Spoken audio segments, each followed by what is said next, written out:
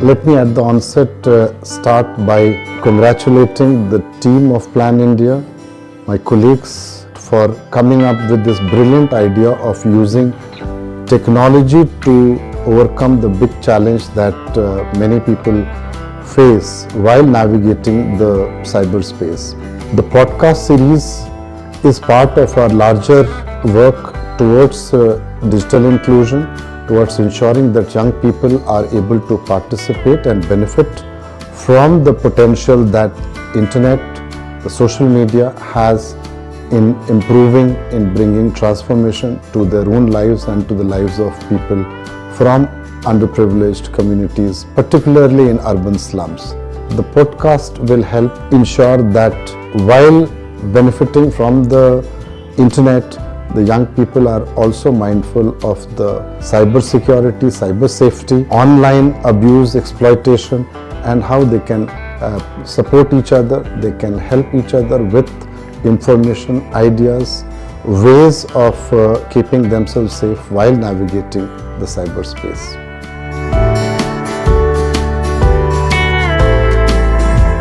Namaste and welcome everyone on Suraksha Cyberwala, a Plan India initiative. इस series के माध्यम से हम जानेंगे कि साइबर स्पेस की विचित्र दुनिया में क्या-क्या होता है, साइबर स्पेस क्या है, साइबर स्पेस के क्या-क्या चैलेंजेस हैं और इससे समाज में रहने वाले लोग, कुछ वल्नरेबल ग्रुप्स और हम सभी की लाइफ कैसे प्रभावित होती है। इन सभी सवालों के जवाब देंगे हमारे साथ जुड़े प्लान इंडिया के 4 एजेंट्स ऑफ चेंज। तो क्यों ना आप सभी हमारे व्यूअर्स के लिए अपने आप को इंट्रोड्यूस करें। हेलो, मेरा नाम श्रेया है और मैं प्लान इंडिया से 2023 से जुड़ी हुई हूँ। मैं एक स्टूडेंट हूँ और मैं नीट की प्रिपरेशन कर रही हूँ। हेलो, मेरा नाम विशाल है और मैं प्लान इंडिया से 5 साल से जुड़ा हूँ और एक अभी स्टूडेंट हूँ। हेलो, मेरा नाम पूनम है। मैं प्लान इंडिया से लगभग 10 सालों से जुड़ी हुई हूँ और मैंने इसमें बहुत सी एक्टिविटीज़ में पार्टिसिपेट किया है और अभी मैं कॉम्पिटिटिव एग्जाम्स की प्रिपरेशन कर रही हूँ। हेलो एवरीवन, मेरा नाम अर्पित है। मैं प्लान इंडिया से 7-8 साल से जुड़ा हुआ हूँ। यहाँ पे जो भी एक्टिविटी होती है मैं उसमें पार्टिसिपेट लेता हूँ। तो चलिए शुरू करते हैं। तो पूनम, सबसे पहले आप हमारे व्यूअर्स के लिए बताइए कि साइबर स्पेस है क्या। साइबर स्पेस का मतलब सिंपल लैंग्वेज में डिजिटल मीडिया को कहते हैं। जैसे कि हम सभी जानते हैं, हम लोग जैसे अपने फ्रेंड्स से स्कूल में, पार्क में उनके साथ मिलके खेलते हैं, वैसे ही हम साइबर स्पेस की दुनिया में भी ये सारी एक्टिविटीज़ कर सकते हैं। लेकिन इसमें हमें बाहर घर से जाने की ज़रूरत नहीं होती। ये सब हम इनसे डायरेक्ट कनेक्ट हो सकते हैं सिर्फ एक सिंपल से क्लिक से। और आजकल हम जैसा कि देखते हैं कि सभी लोग साइबर स्पेस से जुड़े हुए हैं। अगर हम फ़ोन का यूज़ करते हैं, कंप्यूटर का यूज़ करते हैं या फिर अपने नॉर्मल किसी शॉपिंग मॉल से सामान खरीदते समय डिजिटल पेमेंट करते हैं, तो हम साइबर स्पेस से कनेक्टेड हैं। ग्रेट पूनम। तो श्रेया, हम जब भी साइबर स्पेस की बात करते हैं तो एक टर्म है जो हमेशा उससे जोड़ा जाता है, जिसे कहते हैं साइबर सिक्योरिटी। तो साइबर सिक्योरिटी से हम क्या समझते हैं और ये क्यों ज़रूरी है? तो जैसे कि हम एक रियल लाइफ जी रहे हैं, है ना, जो जिस जीवन में हम चल रहे हैं अभी, उसमें हम अपनी लाइफ को बचाने के लिए, अपनी हेल्थ को बचाने के लिए हम लोग एक अच्छी डाइट को लेते हैं ताकि हम जो अपनी हेल्थ है उसको सिक्योर कर सके। तो उसी तरह जैसे कि पूनम ने अभी बताया कि हम साइबर स्पेस में हैं, तो जब हम साइबर स्पेस में, इस डिजिटल दुनिया में हैं, तो हम उस लाइफ को, उस डिजिटल लाइफ को भी बचाने के लिए हमें साइबर सिक्योरिटी की ज़रूरत होती है। हम देख सकते हैं कि हमारे आसपास में हमारे परिवार वाले हो सकते हैं, हमारे दोस्त हो सकते हैं, हमारे जानने वाले हो सकते हैं। हम सब एक साइबर स्पेस में किसी ना किसी मीडियम के थ्रू जुड़े हुए हैं एक दूसरे के साथ। जब हम कहीं भी जाते हैं तो अपनी फ़ोटोज़ या अपनी इन्फॉर्मेशन को हम उस पर शेयर करते हैं। ऑनलाइन हम लोग अपनी इन्फॉर्मेशन को शेयर करते हैं। हम ये सोचते हैं कि हम सिर्फ अपने नोन पर्सन्स के साथ हम उसको शेयर कर रहे हैं, पर ऐसा नहीं है। जब हमने ऑनलाइन किसी चीज़ को अपलोड कर दिया है तो वो दूसरी जगह पे भी, वहाँ पे जो लोग हैं उसको देख सकते हैं। इसका मतलब ये कि अगर हमारे फ़ोन में और भी कुछ चीज़ें हैं जिनको हम बोलते हैं कि हमने उनको सेव कर रखा है, जैसे कि हमारी कोई फ़ोटोज़ हो सकती हैं, हमारी पर्सनल डिटेल्स हो सकती हैं, पर वो 100% सेफ या 100% पर्सनल नहीं होती हैं। यही कुछ ऐसी चीज़ें हैं जिनके कारण हमको साइबर सिक्योरिटी की ज़रूरत होती है। Thanks Shreya, it was very informative.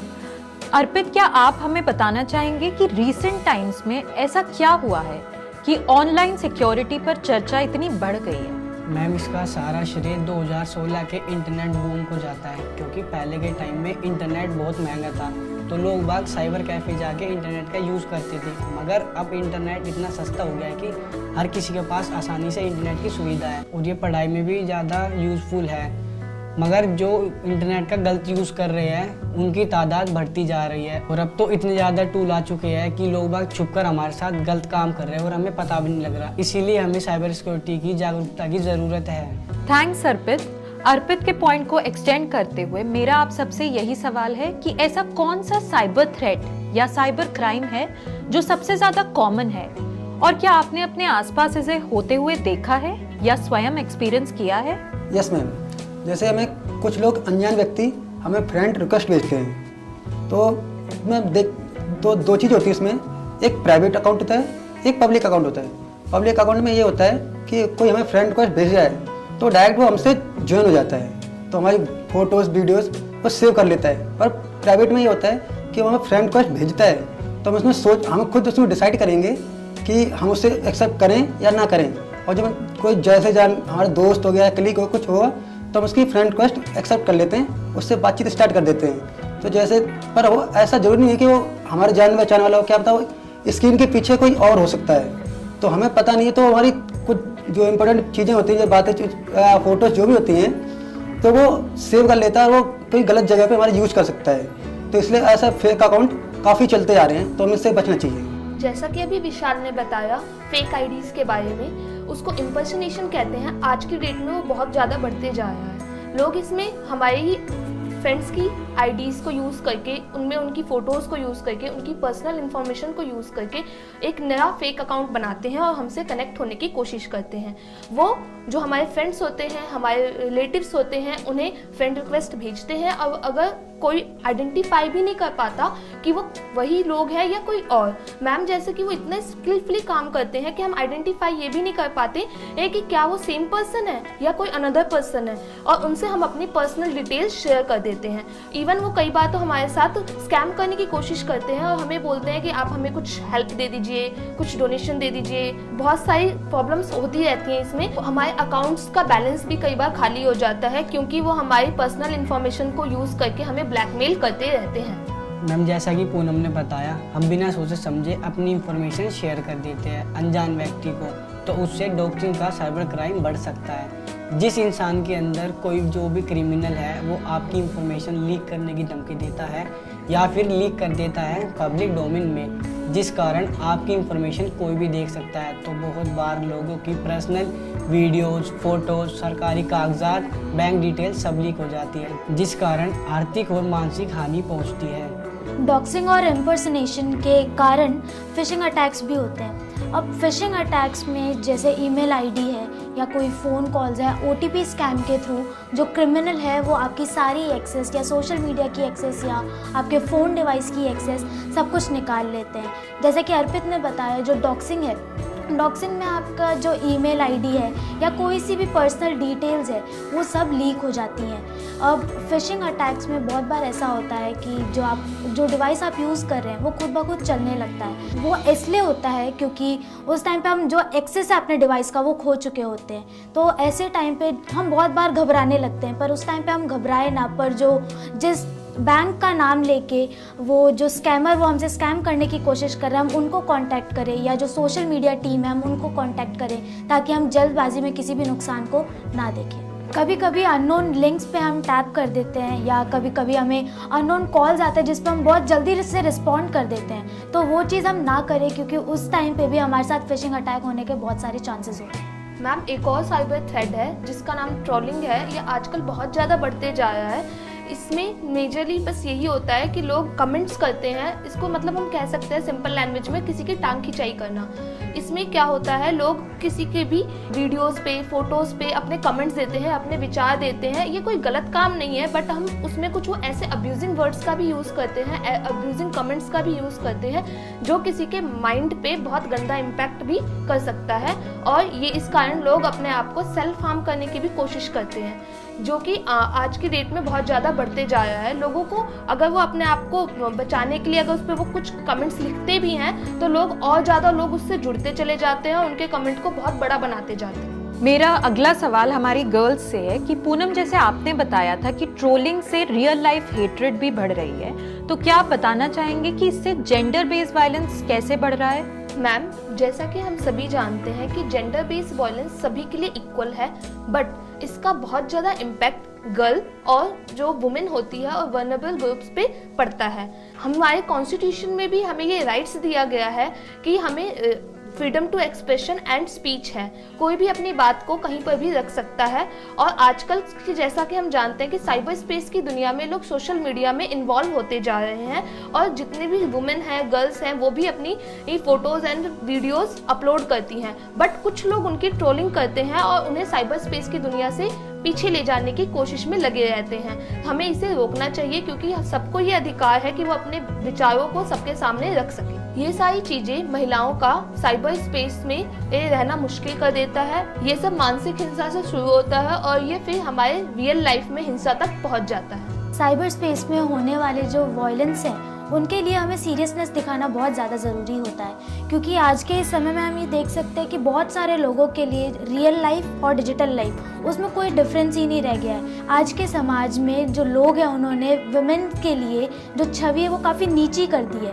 उस टाइम पे हम ये देख सकते हैं कि जो वुमेन हैं उनके जो लोग हैं वो लोग काफ़ी ज़्यादा बदतमीज़ी करने लग जाते हैं और मिसबिहेव करने लग जाते हैं। जो वो मिसबिहेव करते हैं वो उसको लेके काफ़ी यूज्ड टू हो गए हैं और वो सारी चीज़ें उनके लिए काफ़ी नॉर्मल हो गई हैं। और ये सारी चीज़ें देख के काफ़ी सारी जो वुमेन्स हैं, काफ़ी सारी जो महिलाएं हैं वो डर जाती हैं, अपने आप को चुप कर देती हैं और जो ऑनलाइन हरासमेंट है वो कभी ख़त्म नहीं हो पाता है। फाइनली मैं आप सभी से पूछना चाहूँगी कि ऐसे कौन सी कुछ कॉमन मिस्टेक्स है जो हम करते हैं जिससे हम ऑनलाइन साइबर क्राइम पर और वल्नरेबल हो जाते हैं, और साथ ही साथ कुछ 2 इजी हैक्स आप हमारे साथ साझा करिए जिससे हम सभी को मिले सुरक्षा साइबर वाली। मैम, हम लोगों में जागरूकता की कमी है। बहुत बार हमारी एज के और हमसे बड़े एज के लोगों को मालूम नहीं होता कि साइबर स्पेस कितनी खतरनाक और पावरफुल चीज़ है। वो कुछ भी पोस्ट कर देते हैं बिना सोचे समझे कि क्या पता वो इनसे उनकी लोकेशन खोज ले। कई बार लोग नादानी में आकर अपने होम एड्रेस, कार के नंबर लीक कर देते हैं, तो इससे क्राइम बढ़ने का चांस ज़्यादा हो जाता है। हम जो भी पोस्ट करते हैं तो डिजिटल फुटप्रिंट छोड़ जाती है। हम जब भी ऑनलाइन पोस्ट करते हैं तो वो पूरी तरीके से डिलीट नहीं होता है, तो वो हमारे खिलाफ कभी भी कोई भी यूज कर सकता है। मैम, हम अपनी रियल लाइफ में कोई भी इन्फॉर्मेशन किसी से भी शेयर कर दे, बट हमें ऑनलाइन किसी से भी अपनी इन्फॉर्मेशन शेयर नहीं करनी चाहिए क्योंकि वो हमारे लिए बहुत ज़्यादा खतरनाक हो सकता है। कई बार वो हमारी इन्फॉर्मेशन को यूज़ करके हमें ब्लैकमेल कर सकते हैं, तो हमें इस चीज़ की सावधानी हमेशा ऑनलाइन मीडिया को यूज़ करते समय करनी चाहिए। और आपके 2 इजी हैक्स? अपने अकाउंट पर स्ट्रॉन्ग पासवर्ड लगाएं और 2 स्टेप वेरिफिकेशन भी लगाएं। अपनी पर्सनल जानकारी ऑनलाइन किसी को शेयर ना करें।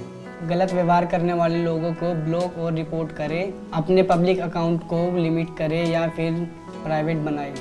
मैम, मेरा सुझाव दूसरा है। मैं कहना चाहती हूँ कि वुमेन्स अपने आप को अकेला महसूस ना करें, सब लोग उनकी बातें सुनने के लिए हैं और आज की डेट में अगर हम साइबर सिक्योरिटी चाहते हैं तो हमें एजुकेटेड होना बहुत ज़्यादा ज़रूरी है। और जो हमारी ये सीरीज़ है साइबर सुरक्षा वाली, ये बहुत ज़्यादा इम्पॉर्टेंट है क्योंकि इससे हमारे एज ग्रुप के लोगों को भी बहुत कुछ सीखने को मिलेगा और जो हमारे अडल्ट हैं वो भी इससे बहुत कुछ सीख पाएंगे। मैं लिसनर्स को बताना चाहती हूँ कि जैसे अगर कोई भी आपको साइबर बुली या ऑनलाइन बुली करने की कोशिश कर रहा है या कोई भी आपकी प्राइवेट फ़ोटोज़ या प्राइवेट वीडियोज़ को लीक करने की कोशिश करता है, तो उस टाइम पे हम घबराएं ना, पर जो सोशल मीडिया के जो ग्रीवेंस ऑफिसर हैं हम उनसे कांटेक्ट कर सकते हैं ताकि हम उस टाइम पे सेफ़ हों और हम इस ऐसे सारे टाइम पे हम घबराएं ना, क्योंकि हमारे पास जो सहायता है वो मौजूद है। Thank you all of our agents of change. So that's a wrap for the first episode of सुरक्षा साइबर वाली। आज के एपिसोड में हमने बहुत से इम्पोर्टेंट पॉइंट्स पर चर्चा की। आगे आने वाले एपिसोड्स में हम और गहराई में जानेंगे साइबर सिक्योरिटी और जेंडर बेस्ड वायलेंस के बारे में। तो याद रखिए, जागरूकता ही सशक्तिकरण की जननी है और इस सीरीज के माध्यम से हम आप सभी के सशक्तिकरण के लिए तैयार हैं। तो मिलते हैं अगले एपिसोड में ऑन सुरक्षा साइबर वाली।